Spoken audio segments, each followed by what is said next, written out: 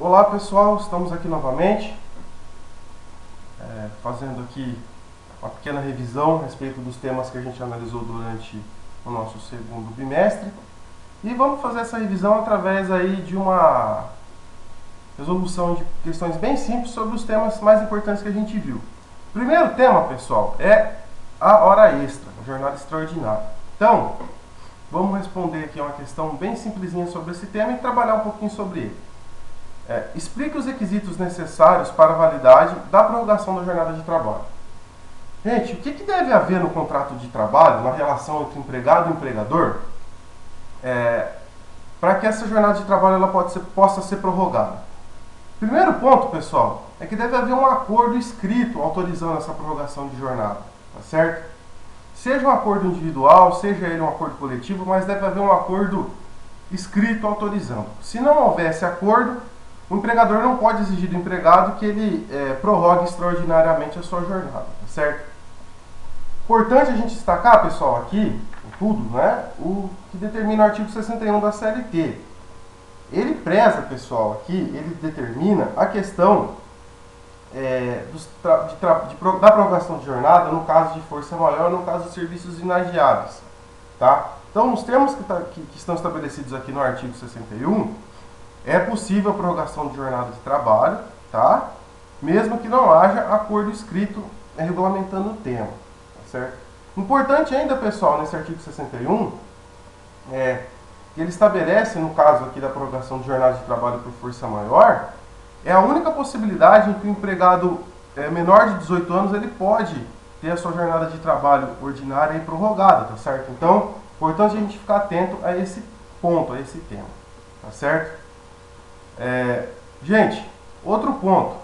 Qual é o adicional mínimo que vai ser pago em razão dessa prorrogação de jornada? Tá? Essas horas extraordinárias, pessoal, que são trabalhadas, vão ser remuneradas com adicional mínimo de 50%.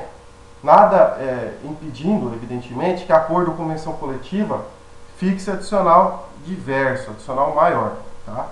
E também, com relação às horas extras, é importante a gente destacar que o limite de prorrogação de jornada que a lei ela estabelece é de 2 horas extras por dia, tá? Agora aqui também mais um ponto. Novamente o artigo 61, ele estabelece uma exceção, ou melhor, algumas exceções sobre esse tema, tá? No caso de serviços inadiáveis ou de força maior, uma jornada de trabalho regular, né, de 8 horas, ela pode ser prorrogada até 12 horas, tá certo? Então, importante a gente dar uma olhadinha nesse artigo, ler ele com bastante carinho, porque é uma exceção aí bem relevante, tá bom?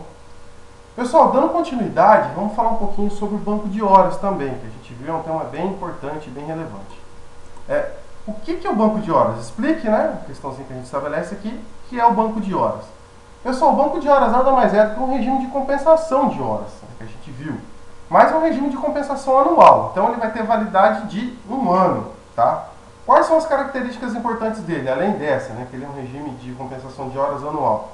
Primeiro, ele deve ser aprovado em acordo ou convenção coletiva. Acordo individual, seja escrito, seja verbal, não tem validade. É no sentido de fixar, de estabelecer o banco de horas, tá certo? Ele tem um limite de compensação de horas também de 2 horas extras por dia, tá bom? Importante a gente destacar isso. E outra coisa, pessoal, se durante esse período de 1 ano as horas extras que o empregado tenha feito não tenham sido efetivamente compensadas, ele deve receber essas horas em dinheiro. E como elas serão pagas? Elas serão pagas, pessoal, como horas extras, tá? E a base de cálculo dessas horas extras não vai ser o momento da prestação do serviço, mas sim o momento do efetivo pagamento, tá certo? Importante a gente destacar isso também, tá?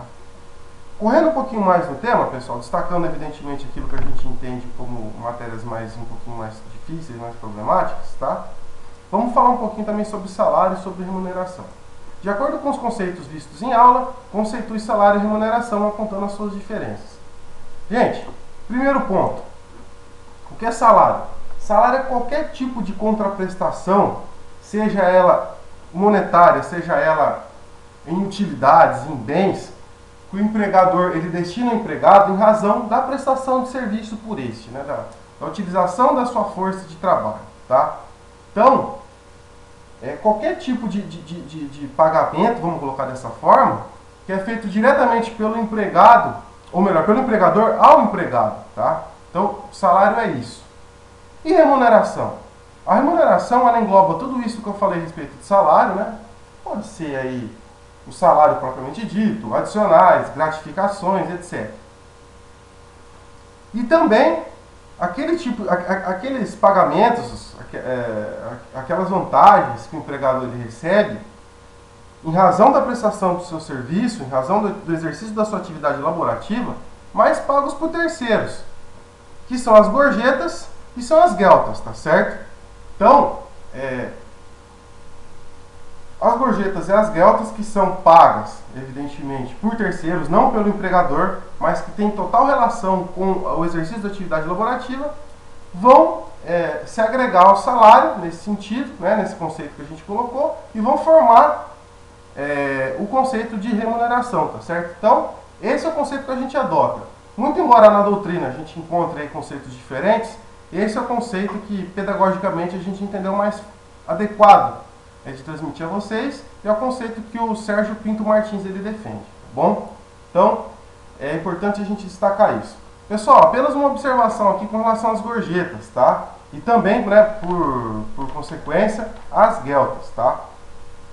As gorjetas, elas integram a remuneração do empregado para todos os efeitos, tá bom?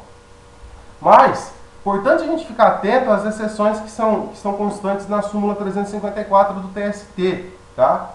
As gorjetas e as gueltas também não vão integrar a base de cálculo do aviso prévio, do adicional noturno, das horas extras e do TSR, tá certo? Então, vamos dar uma olhadinha com atenção nesse tema, porque ele estabelece uma exceção bem importante, tá bom? Espero que a gente tenha conseguido esclarecer com relação aí às gorjetas e às gueltas, e vamos continuar aqui a respeito do tema. Pessoal, outro ponto muito importante com relação ao salário e remuneração. Tem que se destacar também a questão da diferença entre o salário mínimo nacional e o salário mínimo regional, sobretudo com relação à sua abrangência, à sua efetiva aí atuação, à sua importância, vamos colocar dessa forma. Primeiro, pessoal, o salário mínimo nacional, ele é muito mais abrangente. Ele é aplicado a todo o país, tá certo? Então, ele é o mínimo valor que vai ser destinado a qualquer tipo de empregado no país inteiro, né? A mínima remuneração que possa ser destinada a esse indivíduo pelo exercício da sua atividade laborativa. Desde que, evidentemente, a sua remuneração, né, o seu salário não seja fixado em acordo coletivo, convenção coletiva, em lei, tá? Então, esse vai ser o valor mínimo. Porém, gente, a Lei Complementar 103 de 2000, ela autorizou os estados a regulamentar pisos salariais regionais àquelas categorias profissionais que não tenham sido regulamentados ainda, ou em convenção, em acordo coletivo, ou em lei. Então, é nesse sentido que a gente vai ver a abrangência aí do salário mínimo regional. Então, ele vai agir única e exclusivamente aquelas categorias que são indicadas, né, em cada instrumento, aí, instrumento legal, né? A gente viu no caso aí em aula o exemplo do salário mínimo paulista. Então, apenas aquelas categorias ali elencadas, desde que essas categorias não tenham uma regulamentação em acordo ou convenção coletiva, porque se busca privilegiar o princípio aí da liberdade sindical. Caso não haja essa regulamentação, vai ser aplicado os limites que estão estabelecidos no salário mínimo regional. Importante aqui, pessoal, caso haja regulamentação do piso salarial em instrumento normativo coletivo, mesmo que ele seja inferior aos valores, né, que foram fixados no salário mínimo regional, valerá aquilo que foi fixado no piso da categoria, no piso específico da categoria, no piso negociado pelo sindicato da categoria, em razão de privilegiar a liberdade sindical, conforme a gente acabou de falar. Isso, inclusive, está na lei, né? Eu mostrei para vocês, importante depois vocês darem uma olhadinha. É importante a gente destacar isso. E por fim, pessoal, puxando esse gancho com relação ao salário mínimo e o piso salarial, uma observação a respeito dos salários por comissão e por produtividade. Conforme a gente viu em aula, são salários válidos, não há nenhum tipo de restrição à sua aplicabilidade. Desde que se garanta aquele empregado que esteja submetido a esse tipo de remuneração, ao menos receber ou o salário mínimo ou o piso da sua categoria profissional, caso não alcance aí um número relevante de vendas ou de produtividade que lhe garanta uma remuneração satisfatória, tá certo? Então, são esses pontos que a gente tem que destacar aqui. Espero que a gente tenha conseguido esclarecer aí um pouco os temas que a gente viu em aula, e na sequência trataremos de mais alguns temas trabalhados nesse segundo bimestre. Até lá, gente!